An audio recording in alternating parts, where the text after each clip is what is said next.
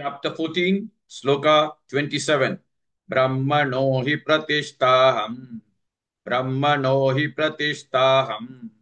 Brahmano hi pratishtaham. Amritasya vyayasya cha. Amritasya vyayasya cha.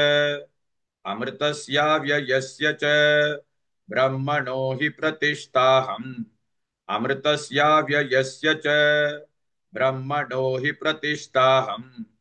अमृतस्या व्ययस्य च ब्रह्मणो हि प्रतिष्ठाहम् अमृतस्या व्ययस्य च ब्रह्मणो हि प्रतिष्ठाहम् अमृतस्या व्ययस्य च ब्रह्मणो हि प्रतिष्ठाहम् अमृतस्या व्ययस्य च शाश्वतस्य च धर्मस्य शाश्वतस्य च धर्मस्य शाश्वतस्य च धर्मस्य सुखस्यैकान्तिकस्य च सुखस्यैकान्तिकस्य च सुखस्यैकान्तिकस्य च शाश्वतस्य च धर्मस्य सुखस्यैकान्तिकस्य च शाश्वतस्य च धर्मस्य सुखस्यैकान्तिकस्य च शाश्वतस्य च धर्मस्य सुखस्यैकान्तिकस्य च शाश्वतस्य च धर्मस्य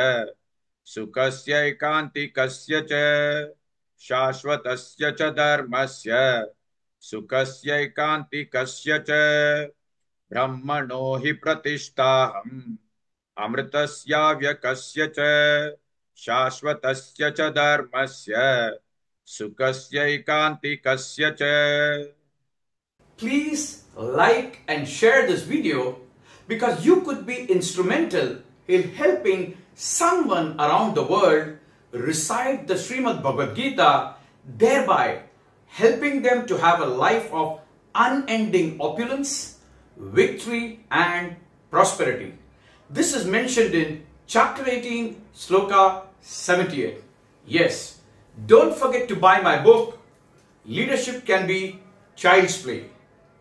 Namaste.